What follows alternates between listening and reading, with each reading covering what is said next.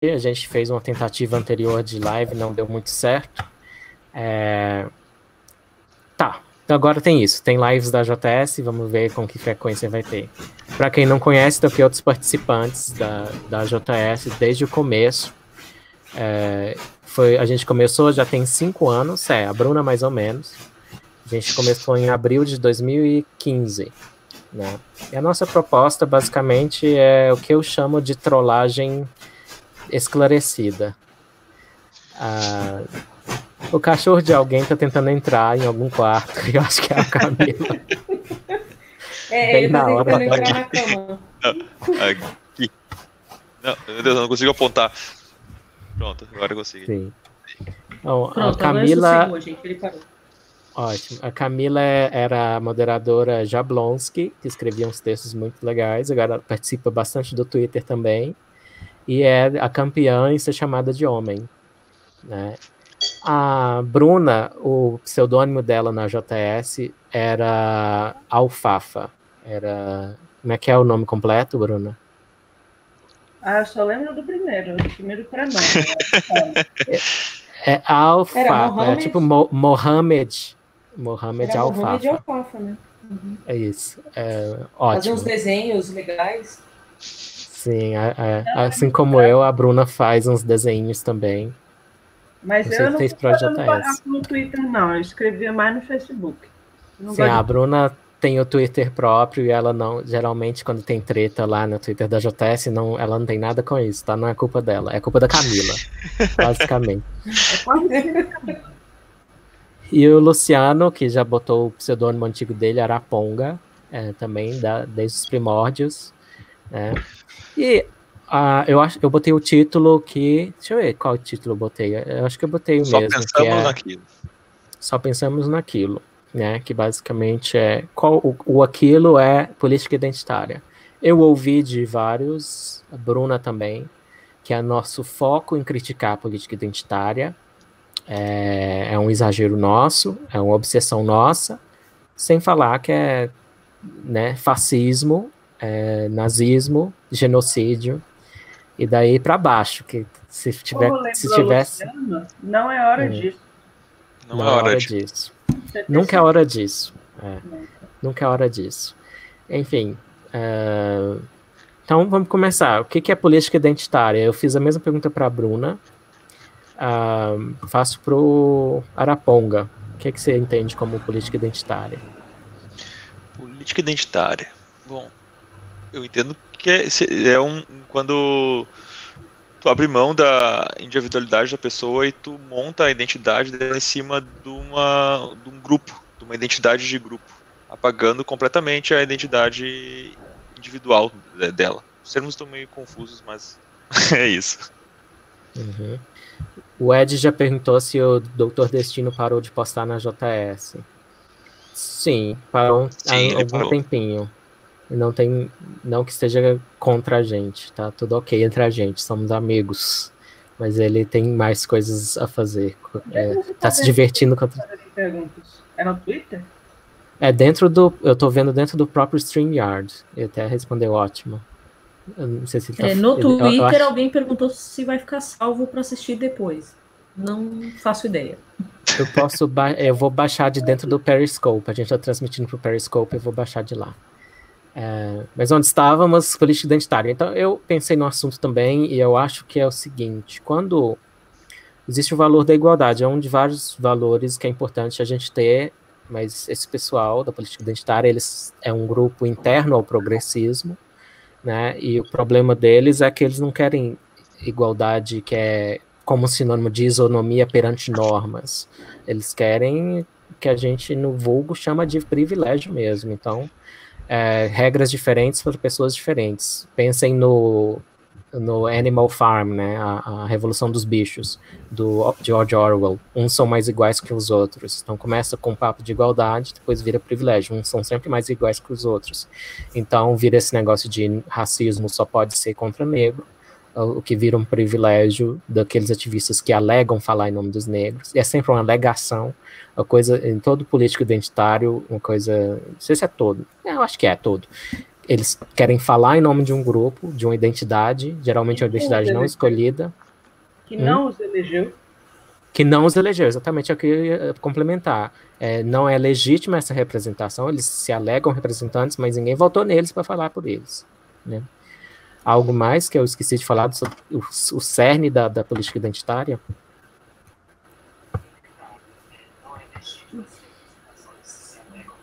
Opa, eu apertei sem Alguém querer. está me ouvindo aí. Fui eu que apertei aqui sem querer. Só o que eu iria isso acarretar nas Olimpíadas da opressão, né? Porque nunca é só uma identidade, porque você vai ter conflitos entre identidades. Então quem é mais oprimido? É o negro ou é a mulher? Ou é o homossexual ou é o transexual? Ou é a mulher ou é o transexual? Sabe o problema? Então, daí eles criam camadas, né, de identidades que, quanto mais camadas, e quanto mais você tem, que é aquela história dos pontos lá, né? Ou, eu não sei quem lembra de quando teve aquela coisa que a gente postou no Facebook, dos passinhos. Quem fez não sei o quê, dá um passo para frente. Quem é de outra coisa, um passo para trás. Eu lembro disso. Eu não lembro nem de onde veio esse exercício, mas eu lembro que teve esse exercício em algum lugar. Daqueles exercícios de seleção de pessoal, RH geralmente costuma fazer isso. São dinâmicas de grupo, assim. Era daquele Alex Castro que sumiu. Realmente, foi ele mesmo. Ele que, pelo menos aqui no Brasil, foi a primeira vez que eu vi, foi ele fazendo. Que ele tinha esse exercício de empatia, que já é outro assunto. Mas não era empatia. De privilégio. Isso. Tu via o privilégio dos outros, uma coisa assim. Bom, não me lembro. Mas foi nessa época aí. Aí eu lembro eu tinha esquecido dessa criatura. Como é que era o nome dele mesmo? O Cássio, assim, ó. Mas tinha um outro que ele fazia, ele era famoso pelo quê? Eu não tô lembrando. Não era Papo de Homem. Era outra coisa que ele fazia. E aí depois ele começou a viajar na identitarismo. Vai tarde. Vai tarde, né? Enfim. Ele fazia uma coisa antes do Papo de Homem, lembra? Ele fazia uma coisa e foi pro Papo de Homem. Sim, o Papo de Homem. O Ed tá falando assim. Sim, e foi na época que ele foi no encontro nosso da Liz, lembra, Eli? Isso, ele palestrou no primeiro e único. Tu não lembra o que ele fazia, cara? Bem, eu lembro dessa época pelo Papo de Homem também. Ele foi no nosso primeiro e único. Eu e o Luciano estavam na Liga Humanista, e em 2012 foi o primeiro e único Congresso Brasileiro de Humanismo, e o Alex foi chamado. Não foi ideia minha, tá? Aliás, o Alex, eu acho ele um cara legal, só que as ideias são desse tipo, né? É identitarismo. Eu acho que a política identitária começou a ser um problema um pouco maior no Brasil com as cotas raciais mesmo. Aí todo mundo que era contrário. Eu lembro de discutir esse assunto em 2005 na UNB, que quando já estava em vigor. Até teve um cara aí que depois virou esses masculinistas, que já foi até preso, que ele causou um escândalo no Orkut na época, falando que para pegar a cota identitária bastava tomar um solzinho e tal e tal. O cara sempre foi envolvido nesse tipo de coisa, e hoje em dia ele está... eu não sei se ele ainda está na cadeia, mas ele se enrolou com a justiça aí, mas porque o cara também fazia ameaça, tá? Então, até pegando o gancho aí, da nossa diferença para esse tipo de gente, o Marcelo perguntou se a gente é ANCAP. Se a gente é ANCAP. Tem algum ANCAP aqui? Não. Vivo o Estado. Não, pessoalmente, nem tenho amigo. Eu lembro que quando a gente... Convenhamos. Quando a gente começou, o pessoal estava meio perplexo de qual tribo era a nossa, né? Eu lembro que um moderador da Quebrando o Tabu veio falar com a gente para saber qual era a nossa, a gente explicou. A gente era muito mais sério, parece, no começo. Sempre foi meio debochado, mas a gente escrevia mais coisa séria, e hoje o pessoal fala que virou um lixo porque a gente só quer zoar e tal. E de vez em quando eu acho que sempre tem um ponto nas piadinhas que a gente posta. E o Facebook a gente cansou de censura, tá? Já está na 7ª versão. Então, é um ou dois da gente que toca o Facebook, eu nem vou falar quem. Mas a gente está mais no Twitter mesmo, quando tá. Com essa questão da seriedade também do barraqueira do Twitter permite, né? Muito. Que apronta tudo. Gente, eu fui procurar quem era Alex Castro, porque eu não lembrava realmente. E aí achei a foto dele e tal. Ele tem um vídeo de 14 minutos, uma videobiografia. Uau. Eu não vou assistir isso, cara. Tá, só um comentário, um parênteses. Para resumir... Eu vou falar que é intriga da oposição, esse negócio de que eu arrumo todas as brigas no Twitter, tá? É mentira. Vocês estão criando uma intriga aí. Eu vou ter que arrumar uns robôs para... Sim. Não, pior que eu arrumei várias brigas e culparam o coitado do Eli nas histórias. Tudo. Pois é. Então, isso sim é compensação histórica. Eli vem sendo historicamente oprimido pelas suas presepadas, então agora corrige com a mesma lógica de opressão, e agora a gente vai oprimir você. Ele pode aprontar, a gente bota a culpa em você. Já não basta. Tudo que sai é culpa minha. Mas para tentar responder o Marcelo, a gente nunca pôs assim, você tem que pensar X para entrar na JS. Não, a gente primeiro... Ainda tem, né? Gente que se considera social-democrata, né? Social-democrata, provavelmente. Esquerda não sobrou ninguém. Mas tinha no começo. Tinha. Ainda tem, são as mesmas pessoas. Só que, com o passar do tempo, elas foram abandonando a esquerda, porque o identitarismo foi tomando conta de tudo. Hoje em dia, eu acho que identitarismo já é o sinônimo do progressismo. Eu não vejo muito progressismo não identitário mais, né? Só o PCO, só sobrou o PCO. Só se for. O PCO é super sensato de vez em quando, é impressionante. O Ambrósio Lucas disse, né, que acha que bem organizado, vocês são ANCAPs pela visão ética independente, se acham que funciona ou não. Eu não entendi se é uma pergunta isso, mas... Ambrósio, acho que ele tá perguntando se a gente acha que anarcocapitalismo funciona. Eu não, acho que não. Não. Eu acho que é uma utopia, tanto quanto o socialismo é uma utopia. Vocês pensam na sociedade perfeita que só funciona na cabeça de vocês. Eu não queria soar tão atacando o Ambrósio me segue. Isso é legal, Ambrósio, mas eu considero uma utopia. É muito assim, quando você pensa na sociedade ideal, né, fica esperando chegar Godot, como dizia uma peça de teatro aí. Uma espécie de messianismo. Vai vir a sociedade perfeita ou inexoravelmente. Lá no Rio de Janeiro que ele encontra uma sociedade ANCAP. Se quiser fundar a sua sociedade ANCAP, a gente até a favor, vai lá tentar. Se funcionar, a gente muda de ideia. Não, olha, ele explicou, o Ambrósio. Disse que pelos princípios éticos do anarcocapitalismo, ele acha que todos nós nos encaixaríamos no anarcocapitalismo. Eu não sei, eu não... equivalente do cristão, do tipo, olha, você pode dizer que é ateu, mas como você é uma boa pessoa, isso quer dizer que no fundo, mesmo que você não saiba, você é cristão.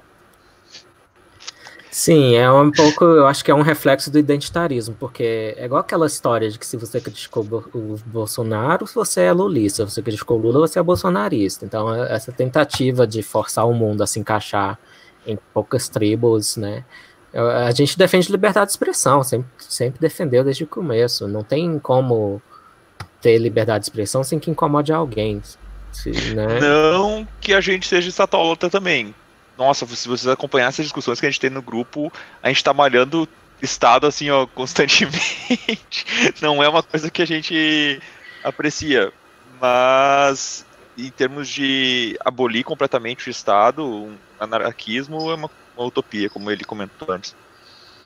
O que eu quero dizer é, se a gente defende liberdade de expressão, é uma coisa que a gente tem em comum com os ANCAPs. Não quer dizer que a gente é ANCAP, pô. A gente também defende que os transexuais possam mudar de nome. Eu acho que ninguém aqui é contra transexuais mudarem de nome. Porque eles falam, o Ambrósio falou assim que pelos princípios éticos do ANCAP, eu vou ser bem honesta, eu nunca li os princípios éticos do ANCAP, então eu não sei o que é. Que eu não me pego roubo, muito nessa coisa de... Que imposto é roubo? Do imposto ser roubo? O que eu acho disso é que é uma pergunta complicada, essa pergunta é chata, hein? Eu acho que ela contém... ela é difícil. Sim, ela é difícil. É chata, eu acho que ela tem dentro dela um abuso da semântica, porque o imposto é uma coerção, é coercitivo, é ridículo chamar quem é coagido a pagar imposto de contribuintes, é a maior mentira do mundo, é a tolice que Brasília devia acabar com isso. É uma coerção, mas nem toda coerção é um roubo. Eu não acho que se encaixa, os atores são diferentes, né? Queira ou não, o Estado é um ator diferente de ladrões comuns. Eu não estou dizendo que não é moralmente comparável. Muitas vezes sim. Principalmente quando a gente tem uma classe política como a nossa, né, tão parasitária, eu acho que é moralmente comparável. Mas eu acho que é uma estratégia retórica bem ruim em ficar insistindo em imposto é roubo. Não vai convencer muita gente. Simplesmente não vai. Enfim, esse não era o tópico que a gente... Não, só falando, ele perguntou uma coisa que eu não lembro disso. Vocês chegaram a postar uma prévia de um jogo de tabuleiro no Catarse, desistiram? Eu não lembro desse evento. Se eu não me engano, foi com o Dedê, foi o Destino. Ele estava envolvido com isso. Mas faz muito tempo. Que o Destino, ele acompanha bastante essa questão de jogos de tabuleiro e tudo mais, e ele tem alguns amigos que participam desenvolve esse tipo de coisa, e ele... É verdade, agora que você falou, eu lembrei. É que a gente chegou a ter vários moderadores na Aventuras, então tem coisa que... Pois tem gente que entrou, gente que saiu, gente que entrou de novo, e aí ficou quieto, e eu não sei o que está acontecendo com ele, mas tudo bem. Mas em defesa das nossas decisões aí de quem entra e quem sai, a gente nunca decidiu tirar ninguém, mas nunca vi um traidor mesmo, que saia falando que a gente é um bando de fascista. Isso é só quem não quer ouvir, quem não gosta das nossas piadas e tal. Hoje mesmo eu vi num grupo chamado Liberais Antilibertários, alguém chamando a gente de... É uma página facho genérica, facho de fascista. Fascista genérica. Eu só quero saber qual é a definição de fascismo aí, porque a Bruna, que não está aqui agora, ela escreveu um livro inteiro falando para ver os elementos fascistas dentro da política identitária, e ela pensa, e eu concordo com ela, que há elementos de fascismo no bolsonarismo e no lulismo. O fascismo, ele é uma terceira via aí, né? E ele se apresentava como terceira via entre o liberalismo e o marxismo. Então, o livro da Bruna explica para vocês, dá uma boa definição de fascismo. Citando Mussolini. Não é oba-oba, eu fui Márcia Tibúria, não. Durante dias, devo dizer que durante dias meu marido me trocou pela Bruna, porque ele passava a tarde lendo o livro dela. Pois é. Ele inventou um verbo até, ele chegava para mim e falou assim, eu vou frascolar. Não dá para ver direito, mas está aqui o livro. As Ideias e o Terror. Segunda propaganda, hein, Bruna? Eu vou querer royalty na terceira. Mas continuando, o assunto e o motivo da live se chamar A gente só pensa naquilo, é a política identitária. Então, se a gente está exagerando... Olha, então, eu sempre estou criticando os divulgadores de ciência.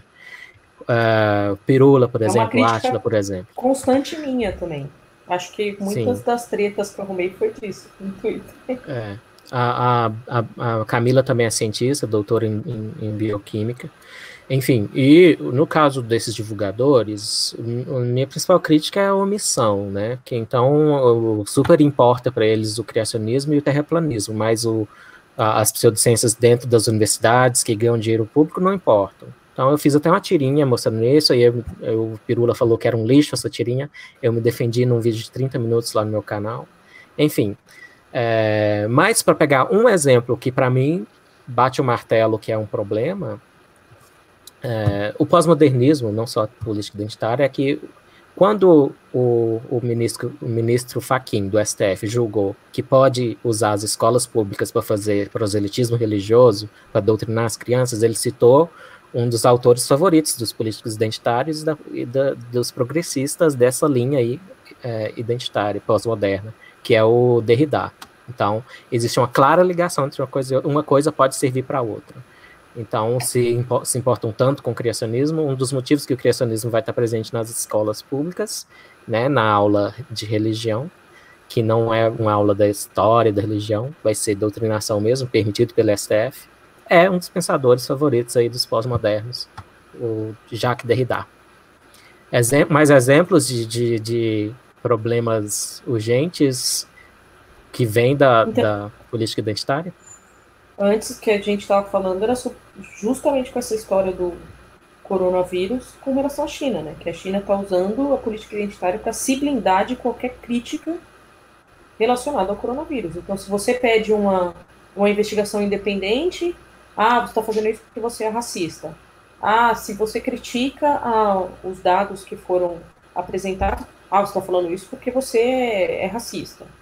Você critica o fato de críticos do Partido Comunista terem apresentado, aliás, terem sumido, né? Você está fazendo isso porque é racista. Então, na verdade, o Partido Comunista Chinês aprendeu bem essa questão do identitarismo no Ocidente, e eu acho que não é de agora, ele já vem jogando isso há muito tempo, só que agora está difícil de conseguir fazer certos países engolirem essa história, porque o que aconteceu foi muito grave para você simplesmente aceitar a desculpa identitária. Mas a gente teve, acho que foi hoje que a União Europeia, alguém disse que a União Europeia aceitou minimizar o discurso contra a China, e aí teve uma pessoa que foi o whistleblower. Eu vi a notícia hoje, então eu não lembrava da data. E aí teve um whistleblower que falou isso, que a União Europeia estava fazendo isso, e o pessoal da diplomacia da União Europeia está criticando a pessoa que anunciou que isso aconteceu. Era um documento que estava rodando, acho que foi um jornal inglês que divulgou o original, e o que saiu pela União Europeia é muito mais brando do que o planejado. Foi cortado muito dos pontos sensíveis para a China foram tirados do documento. Então virou completamente branco, assim, sem carta branca. Isso. Será que realmente acreditam nisso? Oi? Quantas pessoas realmente será que acreditam nisso? Que tudo que fala da China é racismo? Porque certamente algum cérebro lá do Partido Comunista Chinês falava, vamos contar essa bola aí de racismo. Aí a pessoa que paga pelo partido para fazer propaganda repete isso. Mas, e aí, Bruna... totalmente comprado, vai lá e repete, coitado dos chineses que sofrem racismo. Mesmo antes do partido chinês ele ter vindo começar com o uso desse discurso, eu tinha amigos chineses descendentes chineses, né, que estavam preocupados que agora as pessoas estão falando que esse é um vírus chinês, é um absurdo, porque agora vão me atacar na rua, minha filha, o meu filho está na escolinha, o pai vai deixar os filhos deles brincarem com o meu filho. As pessoas ficam bem preocupadas com isso. Elas acham que só por eles fazem a associação, né, entre tu fazer a crítica ao Estado chinês, que as pessoas vão confundir o Estado chinês com a etnia chinesa. Etnia não, raça chinesa, e vai prejudicar eles. O que gera esse tipo de... É que raça seria Han, né, não sei lá. Enfim, a raça, na verdade, eu acho que etnia tu tem a parte cultural junto, então misturam etnia, muito, não quero trazer etnia. Han é etnia. Han é etnia dominante na China. Uhum. E a raça dos chineses eu não considero diferente dos japoneses, por exemplo. Sim, asiático, no caso. Raça, né? No meu livro eu vou defender que existe raça sim, e não é racismo dizer isso. Enfim, mas o assunto não é esse agora. O meu suposto livro que tá a passos lentos, né? Então, o que eu vejo que acontece assim, é que tem uma utilização da China desse medo, sabe? Das pessoas, não só descendentes asiáticos, mas outras pessoas que se preocupam com esse tipo de coisa, e a China utiliza isso para angariar apoio, ou pelo menos, não, nem angariar apoio, é realmente silenciar críticas.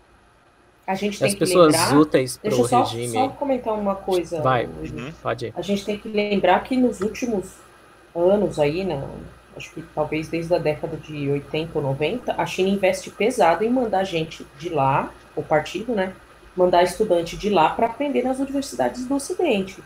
E todo esse negócio da política identitária que foi passada dentro da universidade, eles tinham como aprender, porque eles estudaram nesses mesmos locais que hoje impede palestra de dissidente ideológico, que ajuda grupos identitários. Então, assim, a fonte, eles tiveram como aprender. E aí você junta isso com uma certa questão de um grupo de políticos que, por algum motivo, compraram essa política identitária como se fosse importante, e aí você tem esse jogo de poder. Não necessariamente que a população da União Europeia acredite nisso, mas o fato de ter políticos na União Europeia que aceitem esse tipo de desculpa já faz com que esse argumento deles, do Partido Comunista Chinês, entre nas decisões políticas mesmo. Uhum. E eu acho que um pessoal que ajuda bastante a narrativa chinesa aqui no Ocidente é esses aí que usam bastante como estratégia, digamos, retórica no debate público, o que eu chamo de sadismo interpretativo. Então, na filosofia, o pessoal recomenda generosidade interpretativa, né? Você pega o que digamos, você está debatendo com alguém que você discorda, você tenta retraçar o pensamento dela e conceituar as coisas como ela está conceituando da melhor forma possível. Você tenta melhorar o argumento que você discorda, né? Eles fazem o contrário. Eles querem pegar a pior interpretação possível para fins políticos. Então, uma metonímia Metonímia é aquela figura de linguagem quando você fala, eu leio Machado de Assis. Pegam só a cor, o sexo da pessoa.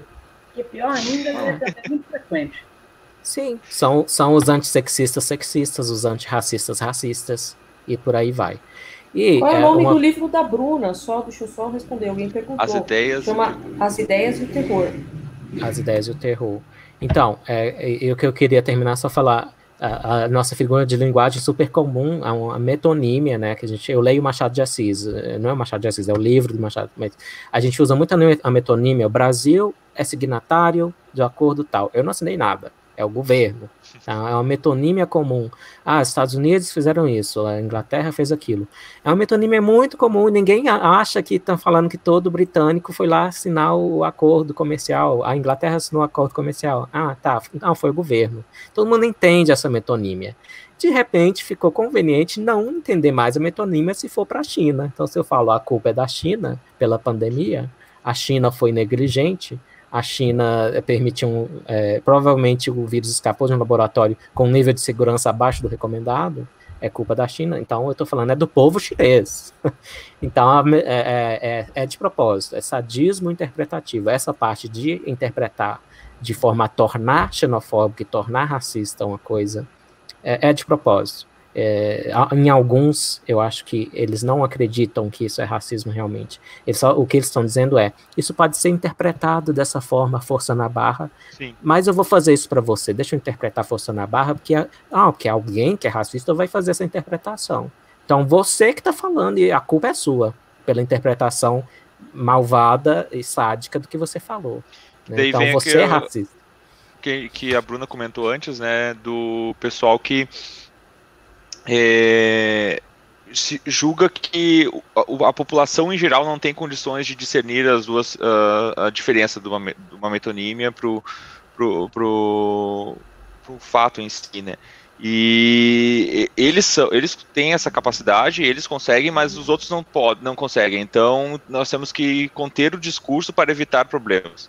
Como se apenas os iluminados tivessem acesso ao conhecimento de uma figura de linguagem, que é bizarro. No dia a dia as pessoas não agem dessa maneira, elas entendem isso, elas não são estúpidas, não é esse ponto. quem fala isso não é nenhum oficial da BIM, da CIA, do Mossad, é comentarista de Facebook, de rede social, que brota que nem cogumelo.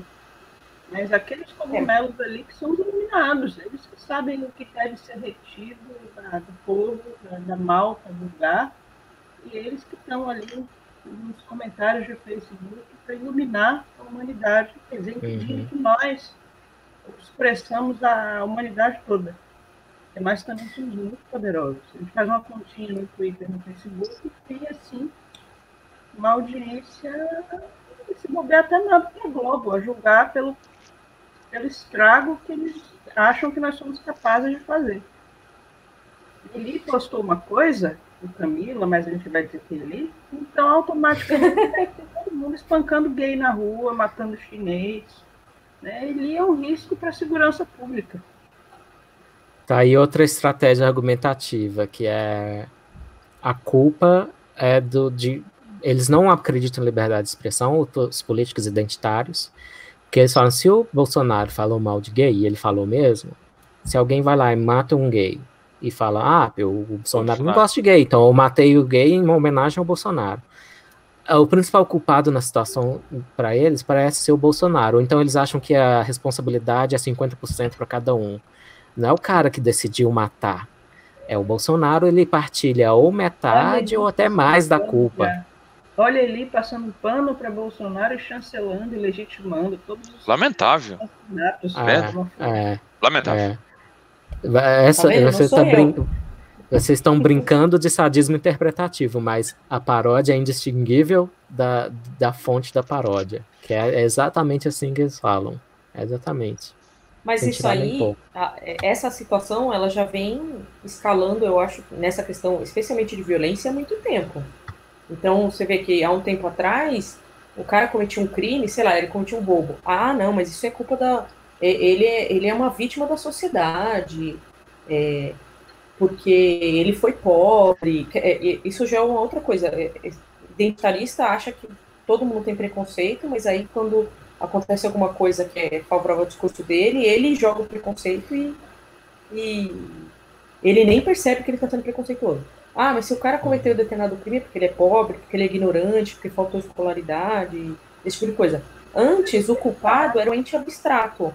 Agora eles estão migrando para o culpado ser pessoas específicas. Então não é mais um ente abstrato nessa situação. Então, agora tem uma coisa interessante. Quando você diz que a culpa é da sociedade porque aquela pessoa pobre não teve educação, você pelo menos consegue tirar uma agenda que preste daí. Olha, vamos fazer escolas legais para as pessoas estudarem. Mas a solução nova desse pessoal é: vamos embora, calar a boca de todo mundo. Botar censura pesada. Não deixa ele falar, porque senão os gays vão morrer. Não, mas foi escalando mesmo. E fazendo um link, assim, tu vê como o identitarismo é utilizado para travar toda a discussão pública. Tu não consegue levar uma ideia ao público, discutir ela, tu não consegue dialogar com as pessoas para chegar num consenso, porque tudo trava num identitarismo. Não, tu não pode falar isso, porque isso é ofensivo para tal grupo, porque isso é ofensivo para aquele outro grupo, porque fulano não gosta, porque outro... E tu não consegue avançar em nada. Mas aí aconteceu por causa da criação acadêmica da microagressão.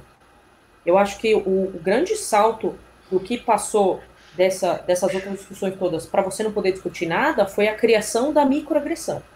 Porque a microagressão, ela ocorre quando a pessoa se sente ofendida por determinada coisa, indiferente do que foi falado ou não. E para quem quer ficar ofendido, uma parede branca ofende, entendeu? Uma parede pintada de branco, não tem... E tu vê como essa ideia, apesar de ela não ser formalizada no público em geral, no dia a dia isso já está presente. Muitas vezes tu deixa de falar alguma coisa porque tu fica pensando, não, essa pessoa vai se sentir ofendida pelo que eu estou falando. Isso está intrínseco na gente já fica com medo de omitir uma opinião porque a pessoa vai entrar num desarranjo mental e não vai conseguir mais sobreviver porque tu falou XYZ. Isso já está incutido na nossa moralidade, digamos assim, diária. Então, eu vou engatar triste isso. Que você está falando numa fala que o Marcelo 39121168 fez. Que ele falou assim, que o problema é que os caras já chegam na má fé, não adianta argumentar que não é racismo, eles sabem. A questão não é argumentar com essas pessoas que defendem o identitarismo, porque normalmente quem defende, e quem defende com muita força, eles têm algum tipo de ganho com isso.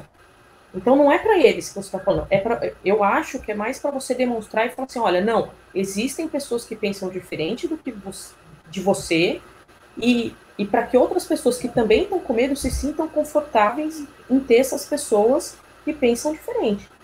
Porque se todo mundo ficar escondido e ninguém falar nada, e ninguém falar o que pensa de diferente, cada um vai ficar quietinho no seu canto, e esses que falam essas coisas que a gente discorda ganham cada vez mais voz.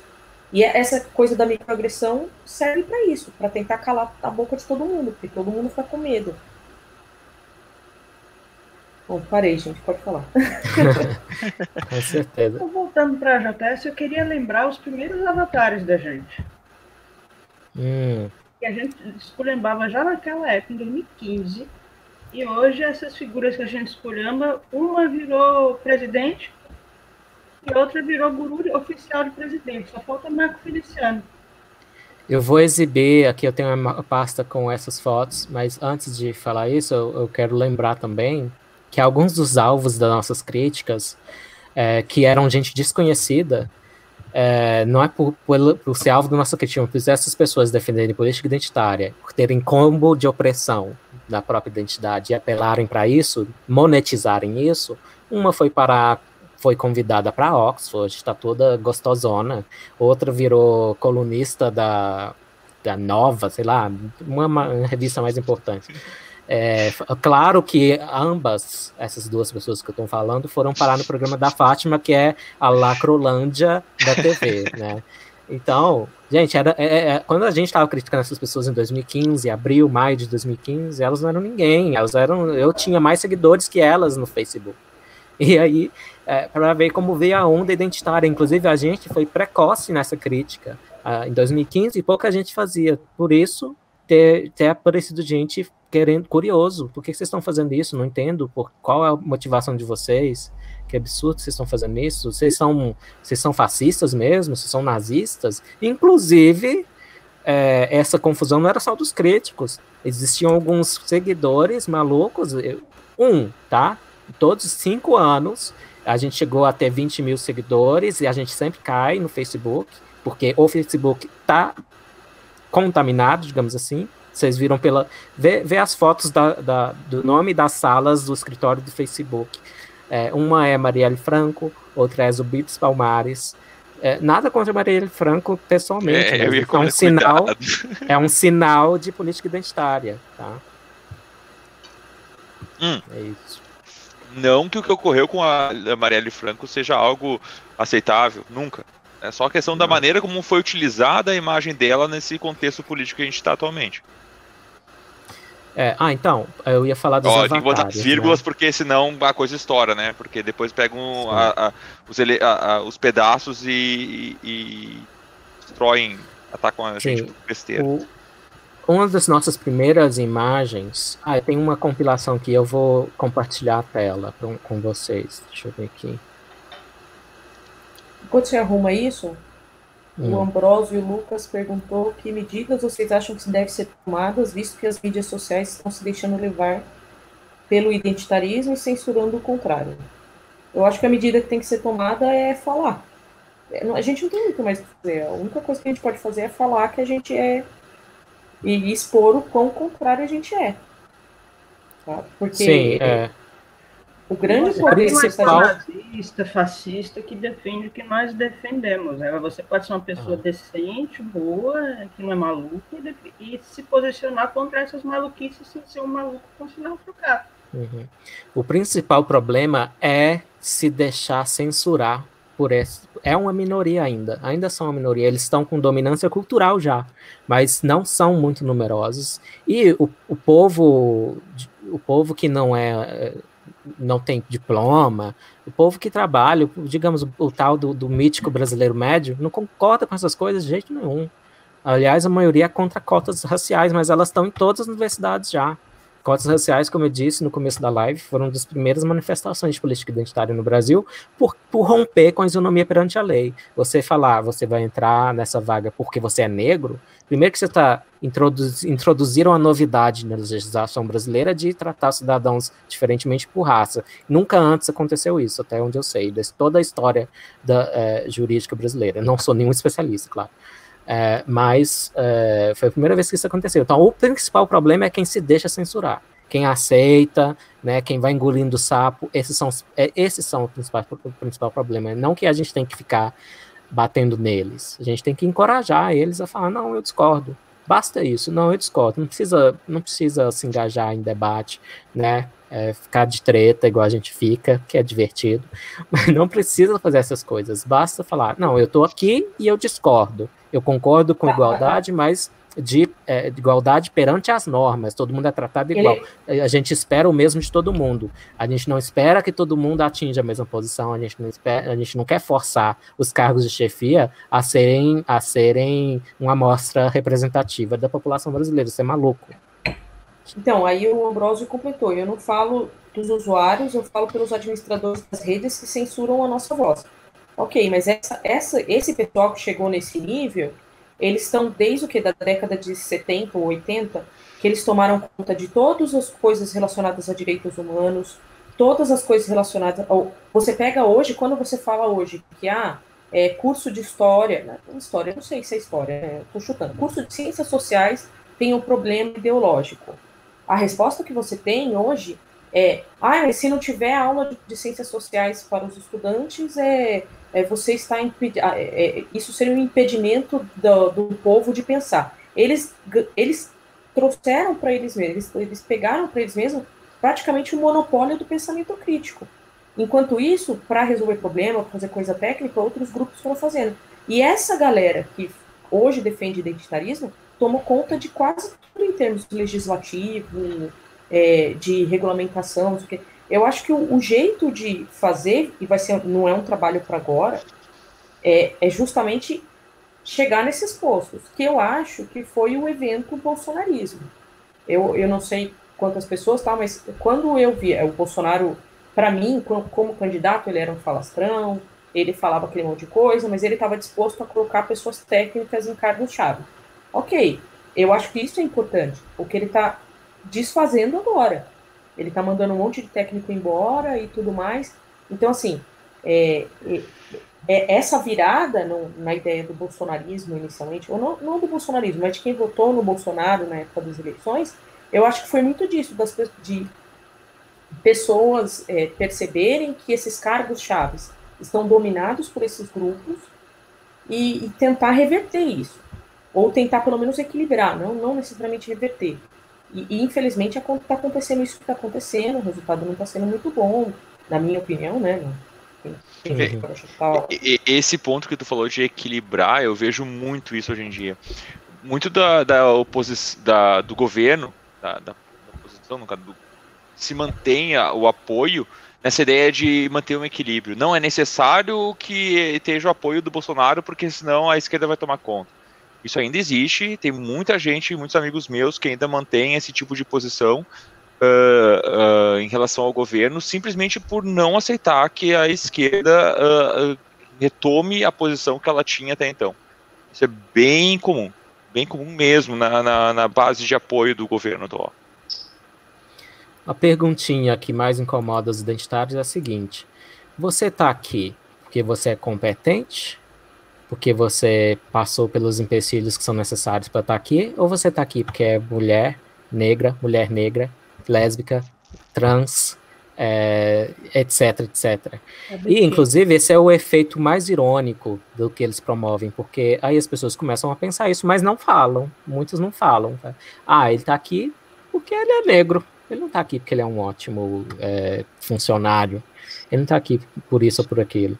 E, inclusive, é uma das coisas mais malucas de pessoal ficar falando, promovendo o livro com base na identidade do autor. Vai ler esse livro que é uma mulher negra que escreveu, que loucura. Com a capa, com a foto, a capa não é sobre o assunto, a capa é a foto da pessoa que escreveu. Esse livro, o último que eu vi que tinha essa capa com a pessoa, foi assim, sensacional. É para ver mesmo que a pessoa que escreveu é mulher, é negra, ela é empoderada, esse tipo de coisa. Vou voltar aqui nessa... Eu só vou falar uma coisa que alguém falou assim, os mais censurados e perseguidos são os olavistas e os bolsonaristas. Eu vou... eu sou contra... É um tópico interessante isso. Eu sou contra essa questão de você censurar a opinião dos outros e tudo mais. E eu acho que isso é parte do problema. Porque, primeiro que, aquela parte que o Eli já falou, que os argumentos das pessoas são tratados da pior maneira possível. Então, se você é contra a cota, no caso, vão te taxar de racista, de tudo mais. E aí você pega, por exemplo, o argumento de pessoa que é olavista. E eu não conheço os argumentos do olavista, porque eu confesso que eu nunca vi nada relacionado ao... Eu nunca vi um vídeo do Olavo de Carvalho. Então eu não... minto, para não dizer que eu nunca vi um vídeo, eu vi o da Pepsi. Foi só. Então, assim... Mas quando você pega qualquer coisa que ele fale, e, por exemplo, uma crítica que eu sei que aconteceu muito com relação ao Bolsonaro. O Bolsonaro criticava os direitos humanos, e não sei o que, porque ele é contra os direitos humanos. Porque essa questão dos direitos humanos foi deturpada de uma forma que virou, basicamente, na prática, a defesa de pessoas que cometem crime versus o resto da sociedade. Isso é direitos humanos? Não, mas ele foi tão deturpado, e quem defende direitos humanos não aceita uma crítica sobre o assunto. E quem defende direitos humanos, tanto que hoje a pauta de direitos humanos está sendo confundida com a pauta identitária. Então você tem reuniões de direitos humanos que vão lá falar sobre... Essa ficou famosa sobre a questão do Gamergate, das mulheres que estavam sendo oprimidas no meio do videogame. E isso virou pauta da ONU de coisa de direitos humanos. É um absurdo. Por quê? Porque essas questões, elas viraram... elas ficaram entrelaçadas no sentido de que quem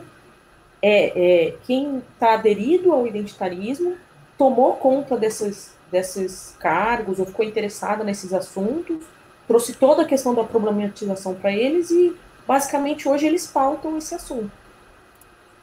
Então, assim, eu concordo que existem essa censura ao olavista e bolsonarista, e eu acho que o melhor meio de responder qualquer argumento deles seria pegar o argumento deles e criticar. Mas o que acontece é que não foi só a censura aos olavistas e bolsonaristas, mas também teve... Venhamos e convenhamos, não adianta muito tentar argumentar, não. Não. Acaba entrando na mesma situação daqueles caras que são os identitaristas, assim, doentes mesmo, que você não consegue argumentar com eles. Não é com eles que você tem que argumentar. Você tem que argumentar com o resto das pessoas que estão ali naquele meio termo. Porque eu acho também que essas pessoas não têm conversa. Tem 16 anos que eu debato na internet, então uma coisa que eu aprendi geralmente, eu não estou falando para a pessoa com quem eu estou debatendo, eu estou falando para os indecisos que estão vendo a gente debater, né? A pessoa com quem eu estou debatendo é muito raro que seja disposta a mudar de ideia, muito, muito raro. E eu só vou falar que a Bruna citou as nossas imagens de perfil. Atualmente já é a Gretla Yamamberg. Que então, boa doada, né, cara? Foi uma ideia que eu tive de fazer mashups, de fazer fusões entre duas pessoas. Geralmente são pessoas de polos opostos da política. Nesse caso, não. Então, tá aí. Uma das primeiras que eu fiz foi essa do Marco Feliciano aí chorando. Sim, acho que essa foi a primeira, inclusive. A de mistura foi a primeira. Então tá aí, o Marco com a Big Red, que é uma feministona que ficou famosa no YouTube. Que ela é lá de Toronto, no Canadá. Maluquíssima. Virou marca registrada nossa também, né? Virou. E ali tá o Olavo misturado com a mesma Big Red, só que em outra imagem. O Bolsonaro com a Big Red de novo. E ali o Marco Feliciano tá com aquela... Não, é aquela que se identificava como negra. Sim, a Rachel Dolezal. Isso. É a Rachel Dolezal. Mas eu vou parar esse e vou mostrar outro, que até hoje, eu acho que se não só o meu favorito, o favorito da maioria, que é esse. É o Olafro de Carvalho. O Olafro é uma mistura é a Angela Davis, né? Literalmente a Angela Davis nessa foto. A Angela Davis é das Panteras Negras, que eram o lado identitário da questão dos direitos dos negros dos Estados Unidos. Claro que tinha o problema das leis Jim Crow, da segregação racial. Aliás, os identitários estão voltando com a segregação, eles acham bonito segregar, inclusive em relacionamentos. Os Panteras Negras queriam segregar mais ainda, eles queriam fazer um país negro independente. O problema deles não era igualdade perante a lei, era separatismo. Uhum. Então o Olavo com a Angela Davis, que inclusive a Angela Davis é tratada como uma decana do pensamento político hoje em dia. Era uma baita de uma maluca, ainda é, né? Identitária. Nem vamos comentar sobre a passação de pano dela, né? Sobre ela defendeu isso, era isso que eu ia falar. Só pegando, o Rodrigo perguntou se existe algum partido ou movimento político que vocês gostam de fazer parte. Eu confesso que eu não faço parte de nenhum, não faço parte de partido, não tenho interesse nenhum em fazer parte de nenhum partido. E, honestamente, o que eu faço quando dá, né, é difícil acompanhar porque tem tanto, eu sou a favor ou contra determinados projetos, determinadas propostas legislativas e tudo mais. E assim, nesse sentido, com as propostas dos políticos que estão atuando como liberais, eu sou mais próxima a eles. Mas, assim, não tenho relação com nenhum partido político e não tenho interesse nenhum em nenhum desses partidos políticos. Essa aí de olhar proposta a proposta, projeto a projeto, é o melhor tipo de engajamento político. Então, mas ele é difícil. Julga criticamente cada proposta. É difícil, demanda mais trabalho. Aliás, é muito mais fácil você pegar essa é minha tribo e eu defendo o que eles defendem. Te exime de ter que pensar no projeto. Eu vou dar um exemplo de um projeto. Mas olha só. Só para terminar, concluir. Eu vou dar um exemplo de um projeto de lei que eu vi, eu acho que foi perto de 2015, se não me engano, ou 2016, tinha um projeto de lei de reestruturação de penitenciária. E eu achei curioso porque do sistema penitenciário. E eu achei curioso porque eu vi algum pastor criticando a reestruturação. E a crítica do pastor era que o Estado teria que gastar com shampoo e uniforme para o presidiário. Tá? E ele criticou apenas essa parte. E eu peguei o projeto de lei para ver. E o projeto de lei, primeiro que assim, a crítica do que ele falou da questão do uniforme, o uniforme, ele traz, eu não sei quantas pessoas sabem disso, mas dentro de uma população penitenciária, quando você põe eles de uniforme, você diminui a separação visual entre grupos de gangues diferentes. Então, se você põe todo mundo igualzinho, virou todo mundo igualzinho, mesmo que seja só com a roupa. Agora, a entrada de material cosmético para o presídio, se o Estado não dá, quem vai entregar é a família. E se entregar a família, você tem mais chance de mandar coisa para dentro da penitenciária. Então, o fato do Estado ter que entregar e ter o produto lá, ajudaria, por exemplo, a diminuir a chance de entrar coisa de fora para dentro do presídio. Mas o projeto tinha uma coisa que era sensacional, que eu achei, e que não foi falada, e depois esse projeto foi enterrado, porque quando muda o período legislativo, se ninguém avaliou o projeto, ele é arquivado. Ele tinha uma parte em que os presos teriam que trabalhar, uma parte do que ele receberia iria para a família dele, e uma outra parte poderia ser utilizada para indenizar vítimas, por exemplo, a família de vítimas. E as pessoas estavam criticando esse projeto. Então, assim, esse era o exemplo que eu queria dar. Mas é difícil, porque é tanto projeto, tanta proposta, e tanta coisa que é difícil realmente acompanhar.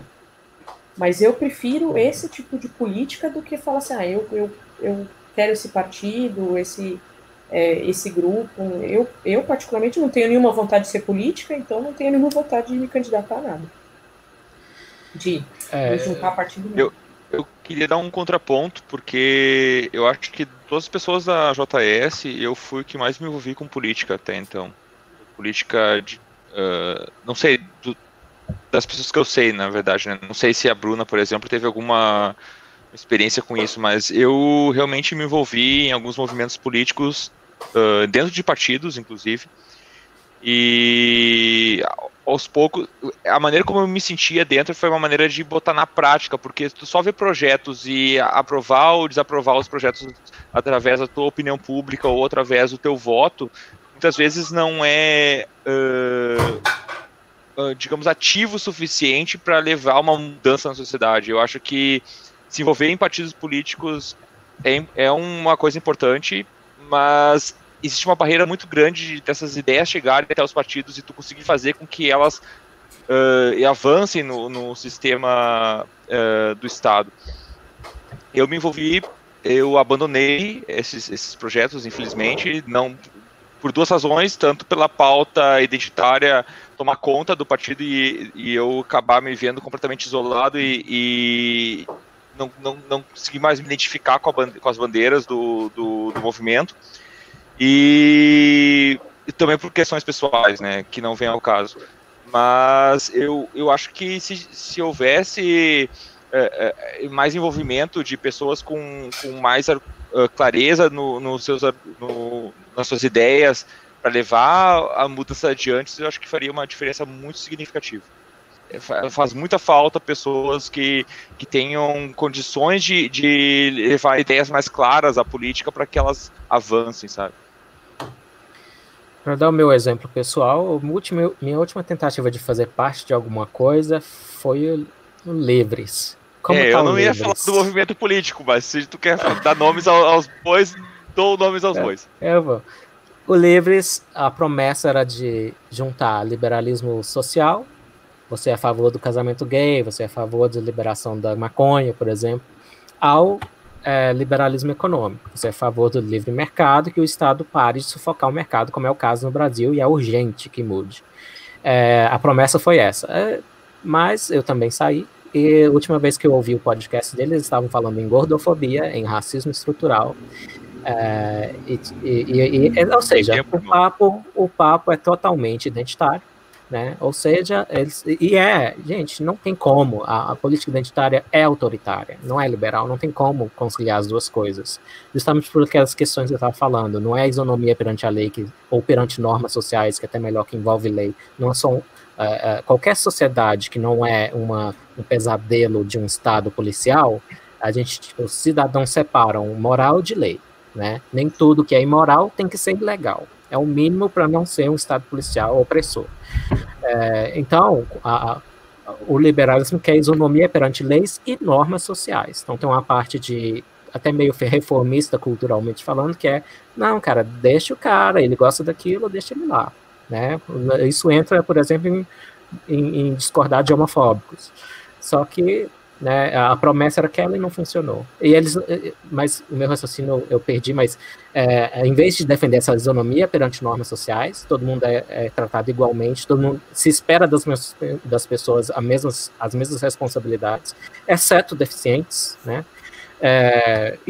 Até um argumento que eu já usei, para mim parece que o pessoal identitário, eles querem ampliar o grupo dos deficientes para caber essas outras categorias. Eles querem tratar essas outras categorias como todo mundo concorda que deficientes devem ser tratados. É preciso ter uma rampa especial para o cadeirante subir.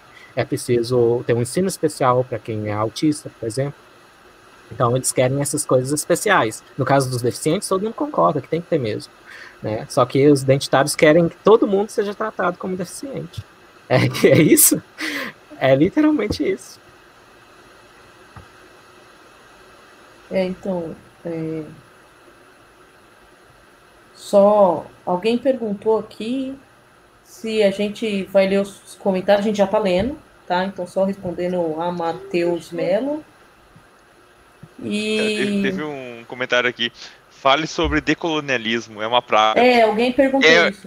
Uma praga, realmente. A gente discute muito isso no nosso grupo. Nossa, é insuportável essa questão, mas eu acho que nessa live a gente não vai ser possível cobrir esse tópico, porque ele é muito extenso. E é muito chato. Decolonialismo é insuportável, cara. Uhum. A Bruna pode ajudar a gente aí com os nomes das besteiras acadêmicas que estão ligadas à política identitária.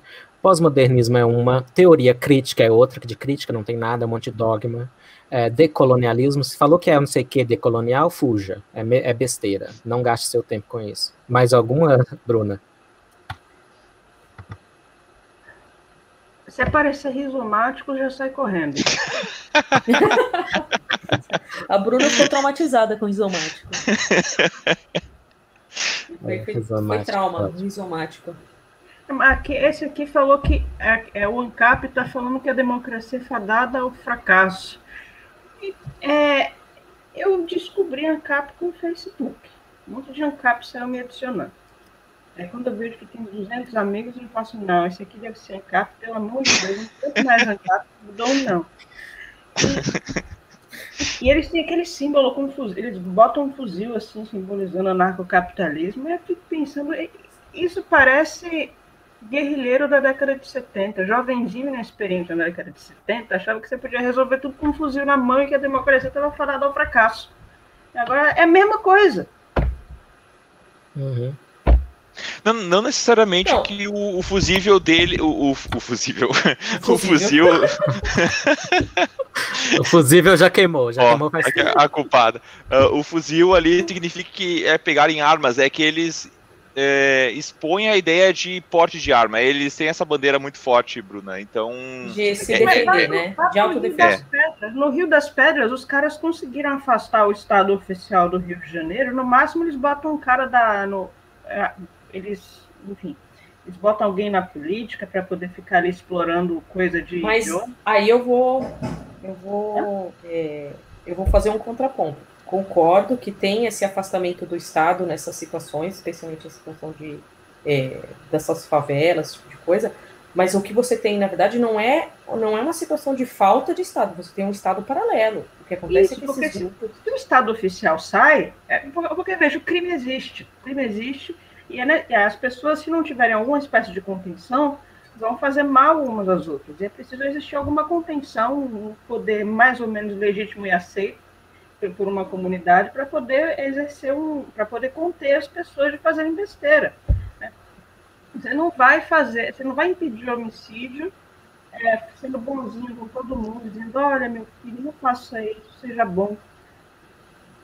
Então, necessariamente, se não tem um Estado oficial, surge um Estado paralelo, ou então um Estado de senhores de guerra, como na Idade Média. Então, aí o Marcelo falou assim, sempre foi assim, a questão de ter o fuzil ou não na história da humanidade, no fim vence o grupo armado, que é o que domina. Eu concordo em partes, o armado é o que tem o poder, entendeu? Mas concordo com isso, e nessa situação, quem que você vê dominando? Então, dentro do campo político, você vê essa ideia dominando. E dentro da questão, por exemplo, nas favelas, você vê esse bando de traficante armado dominando, e que eles fazem segurança, eles fazem... eles cuidam da situação das pessoas, eles impedem, às vezes, que aconteça crimes dentro daquelas comunidades, eles promovem o mínimo de urbanismo, dependendo da situação. Eles estão certo? Não tô defendendo os caras, não estou falando que o Estado se ausenta para essas pessoas, esse grupo vai lá e toma o lugar do Estado, e toma o poder dentro daquele lugar. Você pode ser um Estado mais ou menos controlável, mais ou menos... porque o que você prefere? Se sujeitar a um sistema judiciário de uma democracia ou se sujeitar a um sistema judiciário de um traficante? A democracia serve para isso, para a gente controlar para existir instâncias de controle, intermediando a arma e controlando a força bruta. E é esse motivo que eu acho que eu não li sobre os princípios éticos do ANCAP, mas eu acho que a ideia de não existir Estado não vai funcionar nesse sentido, porque não vai ter o Estado oficial, mas vai ter um grupo dominante. E esse grupo dominante vai fazer as vezes de Estado, no final. É um filósofo canadense assim, que eu gosto muito. Você terminou, Camila? Não, pode falar. Desculpa, eu falo pra caramba. Lê Hobbes. Sim, Hobbes. Primeiro Hobbes está correto. Hobbes está correto, é um dos que servem para te inocular contra a utopia ANCAP. E outro que eu gosto é o Joseph Heath, que é um canadense, tem um livro bem legal chamado Lucro Sujo. O título foi para atrair leitores de esquerdistas, não é nada do que leva a pensar, ele não é anticapitalista, nem nada disso. E o Joseph Heath, ele fala uma coisa muito interessante, que mostra une como utopia o socialismo e o ancapismo, o anarcocapitalismo. É ético, mas foda-se. Se não pode aplicar, foda-se. Se não pode aplicar, vai fazer o quê? Sim, a inaplicabilidade é um dos aspectos que une o socialismo e o anarcocapitalismo como utopias. Mas, além disso, no nível mais abstrato, o socialismo, para funcionar, precisa de amor universal. E as pessoas têm compromissos, elas não conseguem. A natureza humana é incapaz disso. Para dar um exemplo concreto. Oi. Tu falou, o que se baseia no amor universal, desculpa? O socialismo precisa que isso aconteça. Então, os kibbutzim eram comunidades... A Bruna ainda está indignada. Ele está dizendo uma coisa subjetiva. Ele vai apoiar uma coisa porque ele se sente bem. Mas vai tomar banho. Então, você não... e você pode se isentar de aspectos práticos. Não, eu vou apoiar o mundo dos anjos, que é o que eu apoio. Vire padre. Não, então, o que eu acho é que pode ter um equilíbrio de ideias. Uma pessoa apoia X, ou outra pessoa apoia Y. O que não pode é ter uma dominância, que é o que a gente está falando que está acontecendo com o pensamento identitário, está dominando diversas coisas. Daí é importante. Então, assim, eu entendo, eu acho importante existir a questão ética, porque tem que existir o debate ético em uma série de questões. Só que chega um certo limite que o debate ético esbarra no quanto pode ser aplicado ou não. No pragmatismo. Eu acho que muito do título dessa live, que é Só Pensamos Naquilo, que é essa questão da política identitária, bate nisso. Porque a política identitária virou uma ferramenta de contenção do debate público. Tu impede o debate público constantemente o uso da política identitária. E por mais que as pessoas digam que mas isso não ocorre no dia a dia, mas, gente, o debate público está sempre permeado pela questão identitária. É muito frequente mesmo, não dá para negar, é impossível. E quem diz que isso não está acontecendo, não está acompanhando. Então, tá usando um óculos, assim, aquele vídeo clássico do cara que coloca o óculos assim e vê problematização e tudo. É o contrário, tu coloca o óculos e não vê nenhum problema com o identitarismo. Tá tudo perfeito, tudo acontecendo normalmente. A liberdade de expressão é a premissa de qualquer sociedade justa. Então, um dos argumentos pró-liberdade de expressão é do mercado de ideias. Imagina como um mercado normal. Imagina que as autoridades, você gosta de, sei lá, de iogurte de mamangava. Não, mamangava é um animal. Iogurte de pequi.